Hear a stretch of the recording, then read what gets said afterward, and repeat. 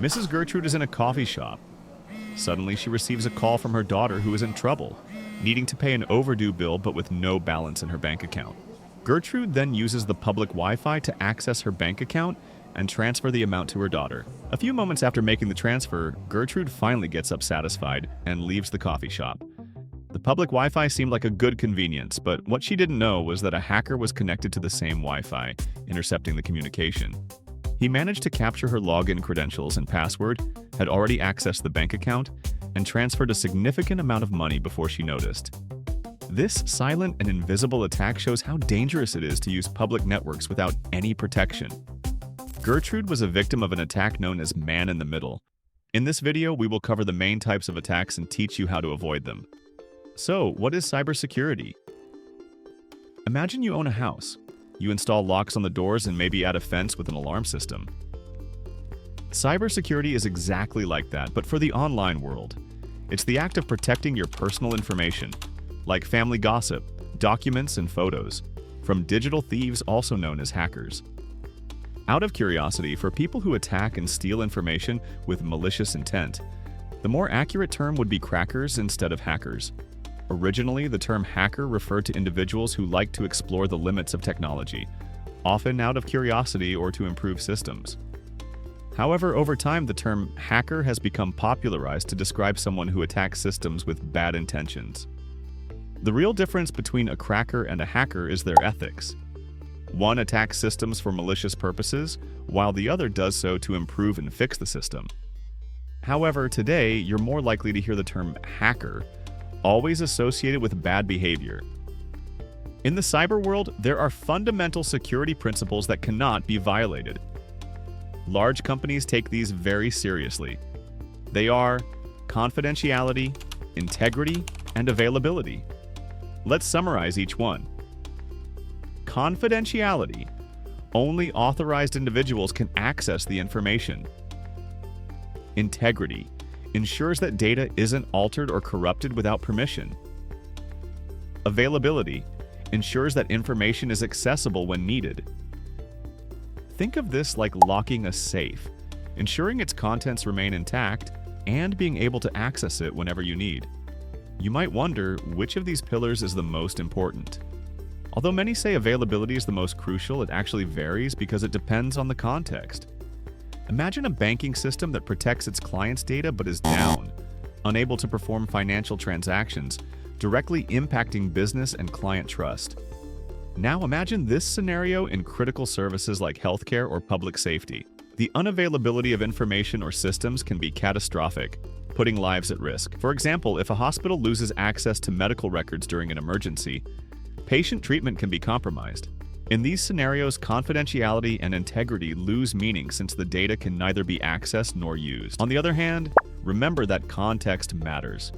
While availability is vital, it's not always the most important pillar. In banks or sensitive data systems, confidentiality might be the priority. In a contract or financial record, integrity might be essential to ensure information isn't altered. Thus, the importance of each pillar must be analyzed according to the environment and the objectives of the organization or system in question. It's time to talk about the most known attacks.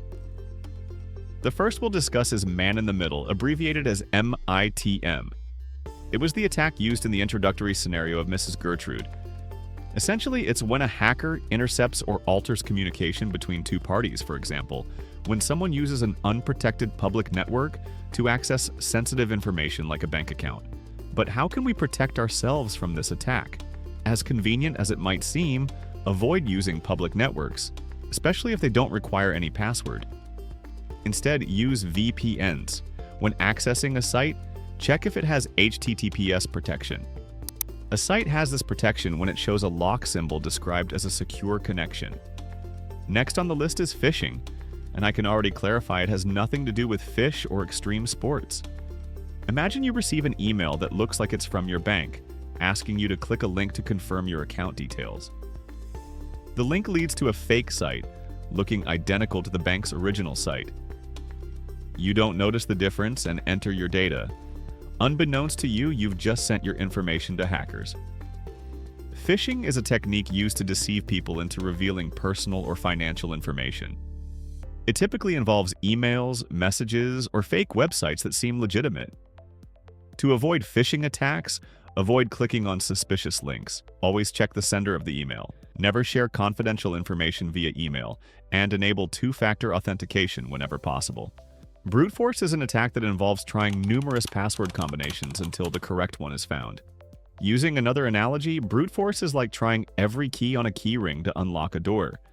Typically, the attacker uses a word list, which is nothing more than a giant list of common or leaked passwords. These lists are easily found on the internet, but some can be purchased on the deep web.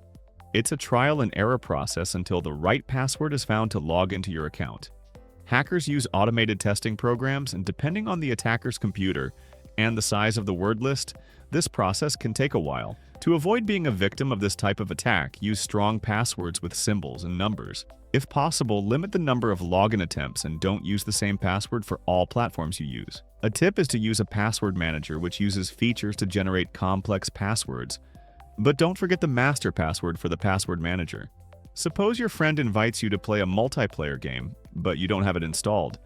So you search for the game's name in your browser and click on the first link you find.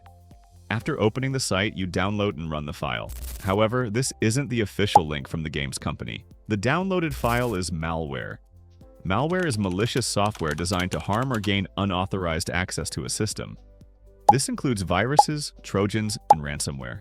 Malware is so harmful that it can affect all security pillars. To avoid being a target of malware, always download from trustworthy sources. Keep your operating system updated, as well as having active and updated antivirus. Avoid clicking on links or attachments from unknown emails.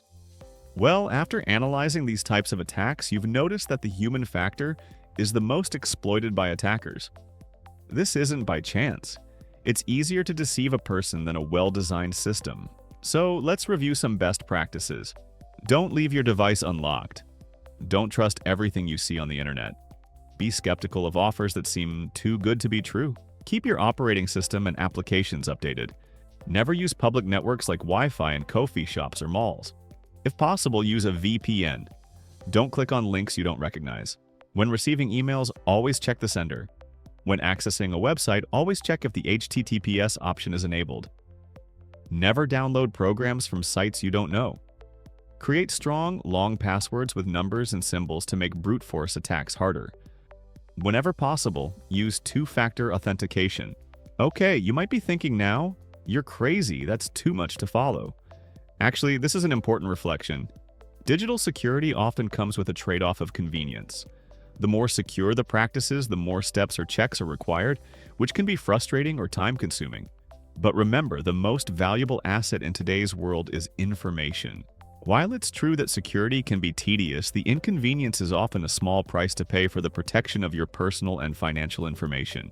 The impacts of not taking this seriously can be fatal, especially if the main targets are large companies or institutions. In these cases, financial sectors are affected with monetary loss and recovery costs. Reputation diminishes along with the loss of trust from clients and partners. Personal damages are on the list too. Depending on the type of attack, there could be exposure of private data and identity theft. Additionally, there's the possibility of service disruption, leading to further costs. Attacks on large companies are more sophisticated and usually harder to defend against. The first one is SQL Injection. This attack primarily targets web applications. The intruder maliciously inserts SQL language commands into input fields, such as login forms, to manipulate the database, affecting the confidentiality and integrity of the information. The DDoS attack is well known.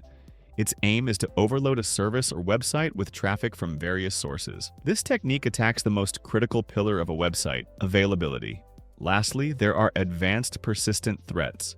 These are prolonged attacks, often state-sponsored. Once the intruders gain access to the target's network, they install backdoors and remain undetected. This attack aims to steal valuable information. It affects all pillars of security.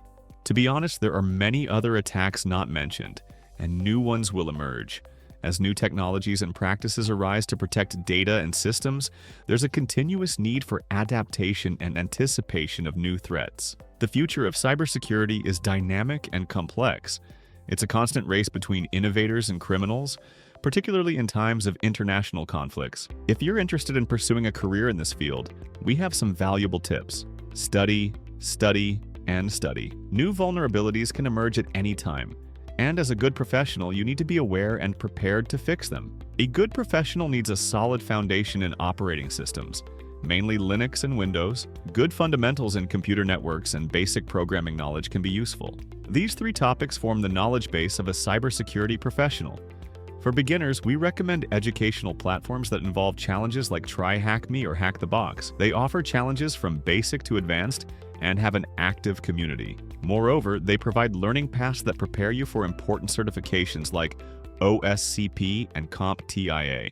If you have any doubts, leave them in the comments or feel free to visit our website where you'll find a contact section. Yes, this is therapy, $20. See you next time. Bye.